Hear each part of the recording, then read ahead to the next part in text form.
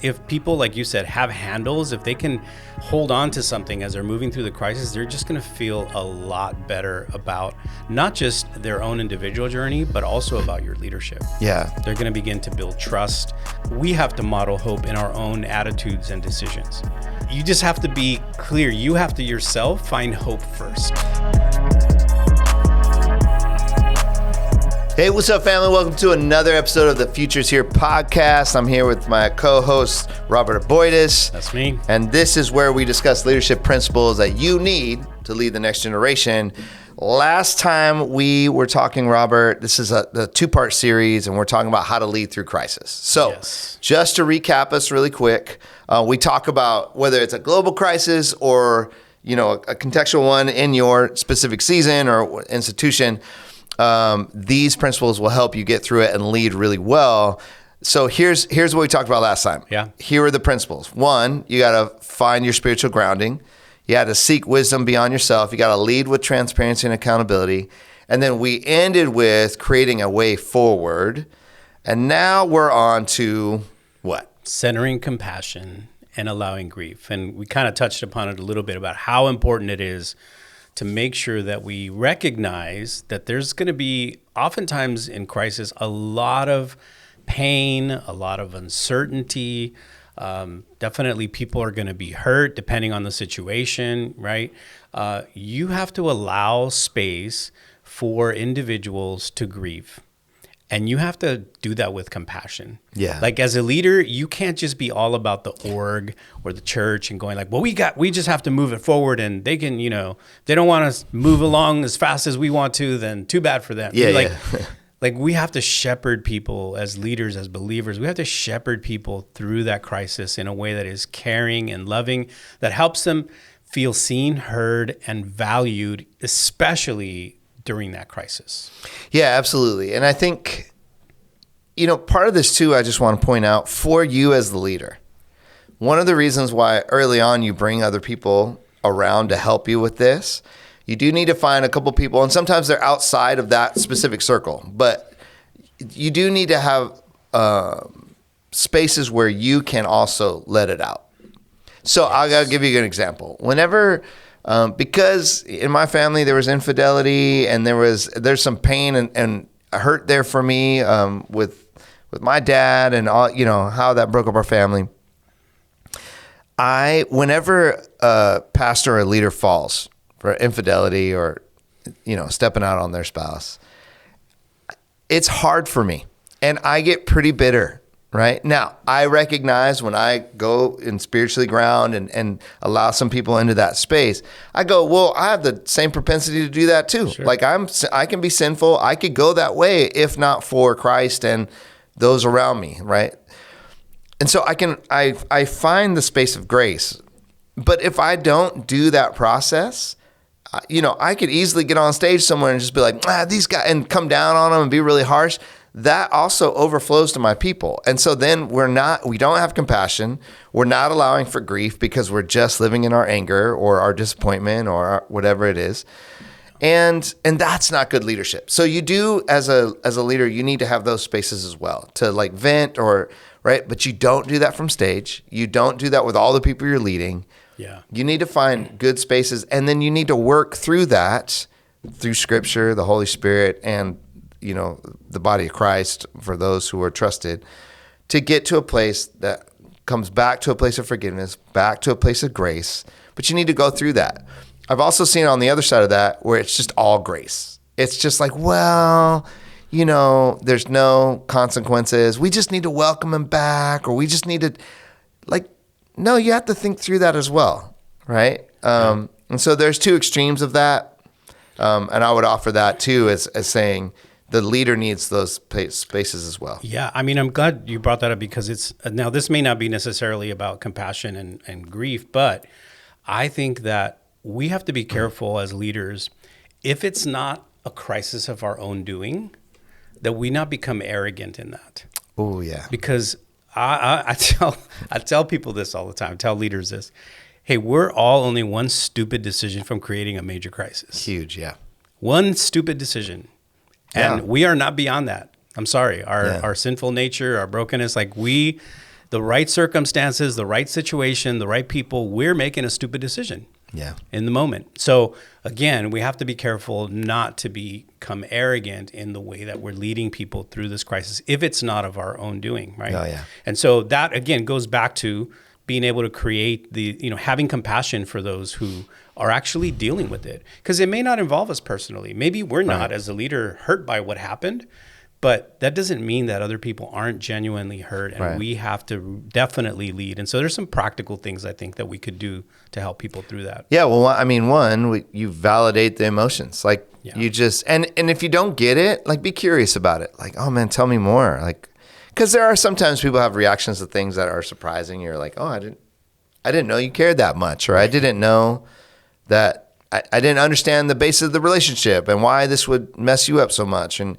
because people are carrying from other crises, right? They're carrying in PTSD or trauma from other things that then get put onto this. So sometimes in the compassion piece, you have to be curious and you have to like just validate emotion. Yeah, I know why. I can get it. You're sad. You know what's interesting about that is I don't know if people do this. I did this, and we did this in the last situation we were in, is we actually verbalized that. We told people whatever you feel is valid. Yeah. Like we articulated that. If you're angry, if you're hurt, if you're confused, it's all valid. Yeah. We want you to know that what you're feeling is valid, regardless of why you're feeling it. So, but I think as leaders, that's really important. And you know what's interesting is just by saying that, I think it diffuses a lot. Yeah, of it does, and it's healing. It is. Because people are like, oh, good, I'm not crazy, or yes, it's okay for me to feel this way. Absolutely.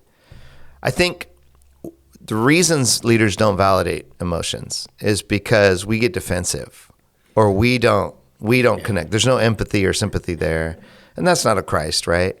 I do think too that you can also get swept up in all those emotions. Emotions shouldn't lead us, and there is a space for that. And that's where the wisdom comes in. But it is really healing just to say to somebody, you're not crazy. I hear you. I feel like that's a lot of our job here. Yeah. It's just go, you're not crazy. Yes. And at the right point, so what? So then what are we going to do about that? You can't stay in that space. You can't. So that's the leadership. You validate it, and then you help people heal and move on. But if you're just kind of like, and depending on your personality and how you've dealt with past trauma and hurt and all that, I know a lot of people will be like, come on, dude, get over it. That's one of the worst things you can kind of do for someone in the middle of a crisis. Oh, totally invalidates what they're feeling. Yeah, like you're just weak. Like, come on, get over it. It's probably one of the worst things you can do. Don't do that. Yeah, please don't. Yeah. Fight against that. So once you kind of validate those emotions, there's a couple of practical action steps you can make. You create the space for emotional expression.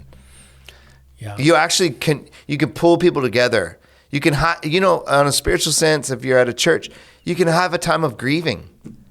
There's so many like scriptures that help us grieve. Lamentations. Yes. There's a whole book. That's a part of our process. But it also helps us not get stuck there. Because I think some of our fears as a leader is like, are we just going to talk about this forever? Or is this going to always be a black mark on our, on our movement? And it's like, no. So give people a place and tools to help deal with it. And most people don't do that because they haven't done it themselves. Yeah. That just, again, probably a good reminder for all of us, right? Is that as a leader, especially as a believer, but I think as a leader in general, you are always going to have to live in tension. Always. And I think our desire is to release that tension by either, like you said, either we just stay in it or we move past it. Yeah. And so often for us as believers, I mean, you look at the whole of Scripture, we're called to hold both sorrow and joy in each hand at the same time. Because that's the truth of life. Yeah. There will be things that are sorrowful, that are hard, that are difficult. And then at the same time, somebody's celebrating something. And you can't just be like, oh, yeah, I can't celebrate with you. I'm going through this crisis. that's the tension for us. Yeah. Like, yeah, you can still feel deeply about the crisis, but still say, man, I'm so happy for you. I feel Right. joy for you. And that's really hard as a leader. And I think what we're asking you to do, you guys as leaders to do, is to hold that and like be able to sit in compassion and grief with people while also helping them move forward with what God has given you to do, Yeah. with that plan. So also we would say, in this space, acknowledge losses publicly and privately. Like just name it. Naming it is a huge part of this. One of the reasons you want to do that is because it gives other people handles and language to help them grieve. Yeah. So if you can help them do that, you name it both publicly and privately. You also just, check in personally, not with the group. If you see somebody and they really seem like they're struggling, go, be that shepherd, be that pastoral leader. Just go, hey, I just want to pull you in. You doing okay? Allow them to sit in your office and cry. Allow them to express their anger. Just make space for that. It's super helpful. And then recognize that people process crisis at different speeds, and that's okay. So here's the thing. It's not going to be efficient.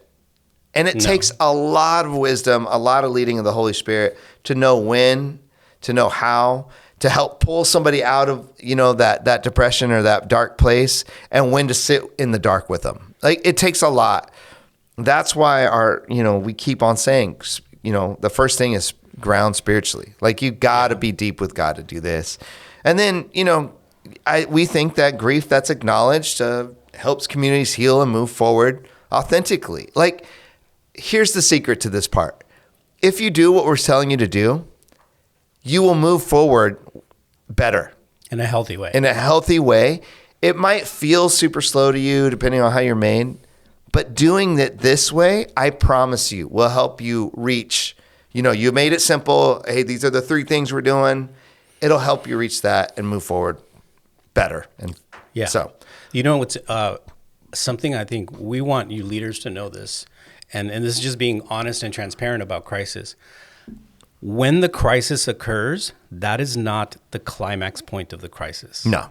That is just the beginning. Yeah. I know it seems a long obvious, like, oh, yes, of course it just started. But I think there's a sense that like, oh, okay, that happened. Now everything's going to just be uphill. No. It's going to be hard. It's going to be messy. There are things that you are not going to expect. It's going to get uglier. Yeah. We would tell people all the time, it's going to get harder before it gets better. Just know that. Because you can't even unpack all of the things that this moment caused for a while. Yeah. It's going to take a while to unpack all of those things, for some of those things to surface. And then as they do, you have to deal with those. And some of those are going to be hard.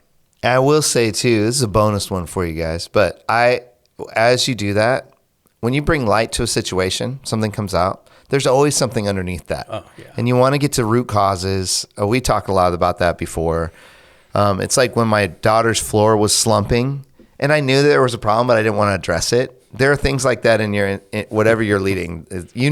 Already you're like, I don't want to deal with that. When I finally pulled up some of the floor, my hand went through the floor. I had to pull up, I had to get under, and I'm like, oh, we have a huge problem here. And then I had to tear all that up. So there's that process as well through that. But, we'll talk about that later. Next one, right? So you center compassion, allow grief. Next is you cast hope beyond the crisis. What do we mean by that? Well, this is the thing that we've been talking about. Like, eventually, you do want to move forward. Now, casting hope doesn't mean like, okay, let's get through it. Let's get over it, right? It's really just helping people understand that you can be confident and expect God to move in this situation. Like Romans tells us, right, that God is working all things for good. Doesn't mean that all the things that happened are good. Right. No. It just means that God is He's the king, He's like the redeemer, the restorer. He's the one who can extract all of the beautiful things that we don't even realize, right, are going to come out of that. Now, I don't like using that as an excuse to try to help people feel better about the crisis. I think it's, honestly, if I'm honest, it's just terrible. When people are like, yeah, but God's going to bring all this great. Okay, yes, but not now. Yeah. It's too soon. That's actually a huge mistake I see a lot of leaders make. please don't fall back onto a poor theology of everything happens for a reason. We're going to get stronger. It's false theology, not even poor theology. It's not true actually. And so be careful that you don't do that. Sit in it with it, because when you do things like that, you're actually invalidating everybody's feelings. To our point earlier, you're saying like you shouldn't even feel bad about it because God is strengthening us through it. Can He? Yeah, absolutely. But I think that's an important point. That's not hope casting. That's gaslighting. Oh yeah. Right? Yeah, hope casting is not, God is going to produce all this great stuff and your characters. So let's not deal with it. It's basically, it's basically like, don't worry about it. Good stuff is going to come out of it. And yet in the meantime, I mean, when you look at some of the trauma that leadership has caused in churches, right? Especially some of the sexual misconduct things that we hear about. I'm always, I guess shocked, but not surprised that some of these individuals coming forth are saying like, I've been dealing with this for 20 years. Yeah. Or this happened as a child and as an adult, I'm still not well. Like God is not necessarily going to bring good things out of that if you're not dealing with it, if you're not handling it in a healthy way, which is why, again, leaders, we're saying it's so important to take these steps that we've been talking about for leading through a crisis, because if you do that, we fully believe, and we have seen the results of this, that this is how you're going to get through it in a healthy way. As Tommy said earlier, it's not the fastest way, but we really, really believe that it's the best way. So how do we cast hope, Tommy? So 4 steps to casting hope. 1, name the reality honestly. Like, don't sugarcoat it. Just, this is what's going on. So we've talked a lot about that. Check out the last episode if you're new to this podcast. There's a part 1 to this. Second, point to specific, tangible reasons for hope. Don't be so like just kind of ethereal, like, and I see this a lot. We use a lot of spiritual language around things. No, be really specific to tangible reasons for hope. Third, tie current pain to the larger story of God's faithfulness. So again, when we remember back, you can say, remember when God did this? I think He's up to something. Now, the more specific you can be on this is where there's that tension between, the gaslighting of just like, hey, let's have hope just because, I don't want you to dig too deep into this, or there's that. But when you can point out, look what God's up to, because God is up to something. If you're doing the steps as we've given you, there'll be some reasons for hope. We're like, wow, we didn't think that would happen. Look at the response. We would have never discovered this problem, which would have messed us up for what God had for us in the future if this crisis didn't happen. But you want real specifics to that, and you want to be honest about the hopes that come up. Yeah, and in the last episode, we talked about specific kind of what are the next 3 things that you're going to do? What are the 3 things that you're going to focus on to get through the crisis? That actually helps create hope. Because if people, like you said, have handles, if they can hold on to something as they're moving through the crisis, they're just going to feel a lot better about not just their own individual journey, but also about your leadership. Yeah, they're going to begin to build trust. Again, we have to remember that our, kind of the 4th point there in hope casting is that we have to model hope in our own attitudes and decisions. Yeah. Like, you can't tell people, hey, be hopeful, everything's going to be okay. And then you're just like, oh, I don't know what I'm going to do. and everybody else is telling you, oh, no, pastor said that he doesn't have no idea what's going on. You just have to be clear. You have to yourself find hope first. So I'll give you the quick metaphor back to the floor, right? There was a moment when I started pulling up half the floor.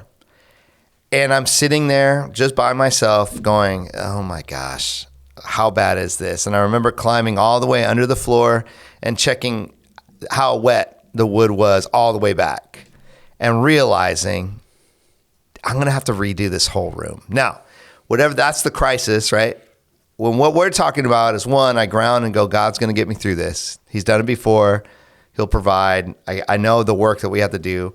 I bring other people in on it. I brought some friends in to go, what do you think? Right? How are we going to do this? Those moments of realizing going, oh my gosh, this is going to be a lot of work.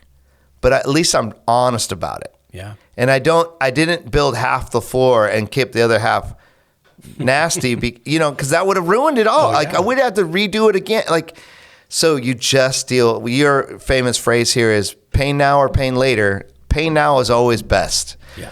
So as I bring people together, we have a real good look at actually what are all the problems. And there were a number of problems for that floor that got it to that place in the first place. Root problems, pulling that all out. But the hope was, as we started pulling it out, there was hope when I finally got all that rotten wood out. Yeah. We weren't done though. There was a lot more work to do. But in that moment, hey, look, we got this much done, right? So that's kind of what that looks like in a real, simple metaphor to understand. That's what you're doing as you lead people. And then you go, we're going to have to rebuild this floor. Well, when I finally got all the wood in, right, each one was a victory. Yeah. I bought the wood. I brought the wood home. We put it in. We did the lining. So in each moment, those are hope pieces. Oh man, look. And eventually, 7 weeks later, it was done. And it's like, Yeah. And we did that. And now we don't have to deal with that for another 50 years, right? So, Yeah. or And whatever. again, it's progress, right? If you only focus on the crisis, Right. the thing that happened, the broken floor, right? The Yeah. wet floor. Just sat there with a Right. busted floor. Or if you only focus on the deconstruction, oh my gosh, I have to pull all this apart. We have to deal with all this stuff, right? But you never think about, okay, it's how we're going to move forward, which is the reconstruction Right. piece, right? That every step of the way, you're giving people hope. Practical Yeah. steps in a crisis give people hope. Yep. And a lot of times for leaders, we don't do practical steps. We do esoteric Yeah, kind of big vision, language, kind of, yeah, it's going to be okay, everything, and that helps for a little bit, but ultimately it's not going to be as healthy as creating really practical steps, Yeah. giving people handles, helping them move along. Because here's the thing is, like, you don't have to see the path, you just need to see the light on the path. Yes. Does that make sense? Yeah. Like, I may not even know, but if I'm holding the light, that's hope, right? It is. I'm shining hope as the light for the path forward, but I don't see the full path yet. So good. And so that actually leads us to our next principle, which is facing opposition without losing focus. In those moments where I was building that floor, there were moments where I'd sat there. It was so much work. I was so tired. I'd work all day and then I'd come home and work all night. And I'm sitting there, and there were moments where I'm like, instead of thinking about the whole floor and all the things that needed to be done, what's the very next thing that I can do? And can I make it small enough? Those things brought me hope. And so when you're facing opposition, you're tired, you're beat, you can see how far it is out. What we do is we want to face that opposition without losing focus. So one of the steps to that is, crisis often brings out criticism, right? Even when you're leading well. So when you're in the middle of it, people say, well, why do we do that? Or we should have done that. Or and a lot of times that's back to they're grieving and they're just like, this is terrible, or I'm out, or whatever the thing is. Just know that happens. And sometimes the opposition comes from fear and grief, not logic. No. Like, you had a good plan. You welcomed everybody in. And those are moments where you're going to have to pastor somebody and lead them through, hey, I know it's hard. We just got to do this next step. Once we get there, we'll get here. You go back to the plan and you help them through that, right? And so when we're facing resistance, what are some of the things that we can do? Well, I think, again, and this is, I had very real experience in this recently, is that no matter what decision you make, people in crisis have their own opinions about how the crisis should be handled. Yeah. And so they're going to come to you and they'll be like, I don't understand why you guys did this, or I don't understand why you don't do this. And you go, oh, we wrote a whole thing on it, remember? At that time we hadn't yet. But here's the thing, like, I actually welcomed that. Yeah. Because I wanted to learn. I wanted to listen for valid concerns, because behind the criticism, there may be something really valid that I hadn't thought about. It's truth. Yeah. Yeah. So it's really important as a first step when you're facing resistance. The first step is not resist back. Yes. The first step is listen for valid concerns within that criticism. That's really, really important. The second step is, again, this is really hard for leaders. Don't take it personally. Yeah. It's not about you. Not everything's about you. Yeah. That's why you root spiritually. Yes. Because it's like, well, God's up to something. I mean, I have a role in this, but again, the loudest voice I want to hear is God's, Right. not my own, right? And so you can't take opposition personally. And people may actually come and personally attack you, but you have to realize that they don't really mean that. They're not really, especially if you're not the one who caused the crisis, they're not really attacking you. They don't know where to go. They don't know what to say. And so they're just kind of lashing out. But again, if you just listen for those valid concerns, if you don't take it personally, and then the third thing is you don't want those people, the critics, the opponents, to drag everybody else down. You do have to be careful that those individuals, because they can be pretty loud. oh yeah, I mean, And they can be very assertive.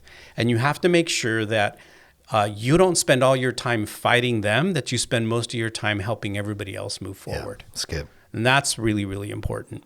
And then I think also just kind of what you said earlier, that opposition comes from fear and grief, not from logic, right? Yeah. A lot of times what they're saying isn't going to make sense to you. And that's okay. Again, you want to validate them, you want to acknowledge it, but you want to be able to continually show them a path forward. There's this thing that when we make a decision, and this goes back to the writing it out and being consistent in our communication. yeah. When you make a decision, you cannot answer everybody differently. No. Based on their response. Like there's a tendency to be like, well, let me address your fears and let me address you have to be almost like I hate to call it this, but like a mantra. Yeah. Yes, I hear you. But this is the decision we made. This is why we made it. This is how we're moving forward. Yeah. And, they'll be like, yeah. But I completely understand. But this is the decision we made. This is why we made it. And this is how we're moving forward. You just have to be consistent in that, because the moment you start trying to argue with points, you're going to lose that battle. And part of that too is, if you do find truth in their critique, you just receive it. You go, man, that's actually that's a good point. Good, yeah. Let me take it back to the team. You have some of these things set up and let's figure that out. And then you come back to them and go, hey, thank you for that. Here's how and you can change it. That's totally fine. But you don't want to be tossed James talked about the waves, back and forth on oh, well, they want this and they want this. That's not the leadership that's needed in the moment, because you had already invited everybody. Right. And sometimes the reason that they weren't invited in that initial group, there were reasons for that, right? So just remember some of those. I think lastly, on when facing resistance, you protect your emotional and spiritual health. So important. If you're not have a good rhythm for that, you need to make space for that, because it is to sit in that spot is really difficult. So you have to stay grounded in that. And just a reminder, opposition isn't always failure. It's part of navigating complex situations. It's like if somebody has a question or they challenge you on something, it's not like, oh, I'm failing. It's like, no, why are you doing it like that? Because we went through this process. Oh, and that actually helps people feel like, oh, okay. So It's not just you making the decisions. No, and a lot of times that comes from they're bringing that in from some other situation. And by the way, if you as a leader have developed the reasoning and the messaging and the language and everything with a team of people. Yeah, you're not the only one. Yeah, but here's the thing. Your responsibility as a leader is to make sure that everybody else is saying the same thing. Yeah. Hey, we all agreed. Don't leave the room until you've all...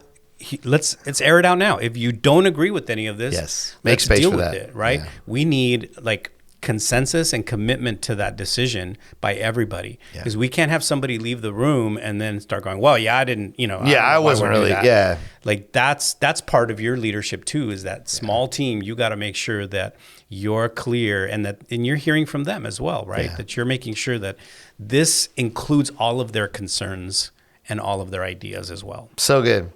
Last principle for you guys to lead through crisis is leading beyond the crisis. And so, we think that, crisis, don't waste the pain, right? It's one of those things where it's dig down, uncover all the junk, and then set a plan to fix it, make it right. Because you just want to deal with it then. Receive the gift of the crisis. Yeah. Right? Don't waste the pain of it. But it really can offer kind of a transformational opportunity, not just survival. It can actually strengthen you, not just in word, like God's going to get us through this, but it can really make what you do better. And I've seen the crises that I've been through, if you allow it, it really can make your org better, or your church better, or whatever you're leading better. And so just know that it's there. And we don't say that in a kind of a light, like, we hope there's crisis. Like, no one hope. I don't want crisis. But if it's going to happen, you might as well use it for what's good, right? So Yeah. kind of there's some post-crisis leadership goals. So as you've walked through all this, you've done it well, what should they be thinking about, Robert, as kind of a post-crisis leadership? I think the biggest thing, especially because you're dealing with strong emotions, hurt, pain in the crisis, is it's a great time to reassess your priorities and to let go of things that weren't essential. Yeah. Great. I remember Yes. during pandemic, we met as a team, not here at UYWI, but other place. We met as a team, and we literally on the whiteboard said, hey, what were the sacred cows that we were holding on so tightly to that honestly, this has just made it obsolete. Doesn't matter. Yeah. And why were we holding on to them? So I think it's a good crisis creates that opportunity to reassess priorities and then just to let go of what's not essential, right? If I would say this, if it didn't help you in your crisis, it probably isn't helping you in your success either. Yeah. You think it is. And I will say, here's some secret sauce for you. This is some of the best ways to get rid of some of the stuff that was hindering you before, especially if you took over a place or you're the pastor that came in or whatever. Like, crisis can be a really great place to be like, hey, I think that actually caused this, or this isn't necessary anymore. It's a great place as well. Now, you can be manipulative in that and but don't do that. But, if it comes up, I think it's great. Yeah. So reassess priorities, let go of what's not essential. The second thing is kind of related to that, which is strengthen systems that you had already that actually helped you get through the crisis. Yes. Sometimes, you're going to have to lean on systems, not necessarily on people, because people are reeling from it. And so if there are those systems or those processes that you had in your church or in your organization that like, man, this was really helpful.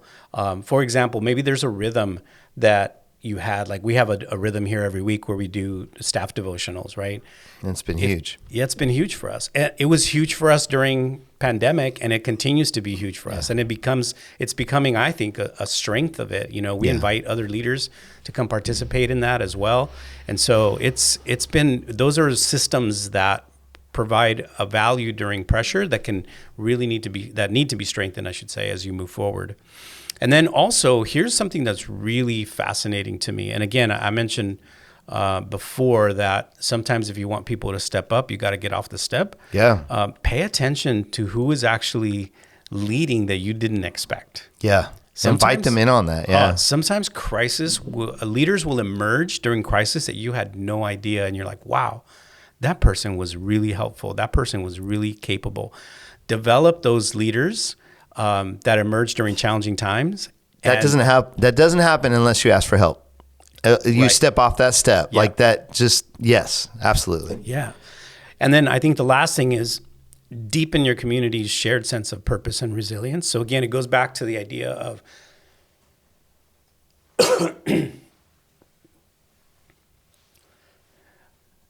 of unity and of unison, right? You have to make sure that the community feels a shared sense of purpose and build off of the resilience of your community.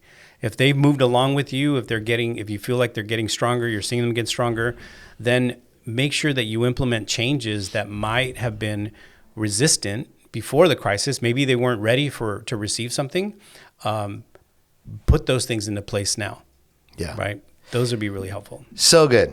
And so we hope those principles have really helped you all do that. I think we'll have some notes on this, and if you're checking this out on YouTube, there'll be some notes so that you can really go over all of these, because we really do believe this pathway to do this is a better way to do it. Final thoughts on this. We want you all, if you're going to lead through crisis, you need a support system. So you prepare for the crisis now. And I think Yes.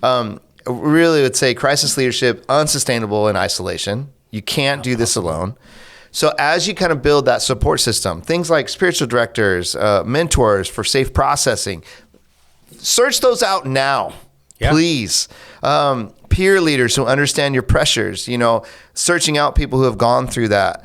Professional counseling for emotional health, trusted friends for perspective, family support to keep you grounded. And then make sure that your personal habits, that you've committed to a certain rhythm of life, rest, exercise, spiritual renewal, like that those are normal. Because when crisis hits, you're going to need those. And we see most leaders go away from that, or they didn't have it to begin with. And this thing will shred you to pieces if you don't have someone saying, so do that now. Because I know, we were talking, Robert, that during some of these crises that you just gone through, your wife was an anchor for you. A total anchor for me. Yeah. If she had not been there for me, it's weird to say that, right? Like, oh, my wife was there for me. But here's the thing, that doesn't always happen, because I have to be humble enough to allow her into that space. And I think for a lot of leaders, especially those who feel like, well, I have to be the leader of my home too, you don't feel like they can actually help. Yeah. And so you minimize their role in this crisis. I actually maximized my wife's role in the crisis. If not for my wife was the person who actually held me up during the entire time. I can honestly say that. Through her love, through her care, through her service, she would just ask all the right questions. Hey, how can I serve you? Tell me about what's going on. How can I help? I mean, I cannot tell you how invaluable it was. So she became, absolutely my anchor during that crisis. I love it. Well, friends, just as to wrap up this 2-part series on how to lead through crisis, 2 Corinthians says that we're hard pressed but not crushed. And I love that if you want to be hard pressed, because you will be, but not crushed, we just gave you a number of principles to help you do that as you lead through crisis. So we hope this has been helpful for you. Make sure that, you hit that like button, you subscribe, you share this. So if you know a leader that is in crisis, send them these podcasts. We're here to help. If you're part of the UYWI family, hit us up. We're here to help you through these type of things. We'll see you guys next time on the Futures Here podcast. Peace. Peace.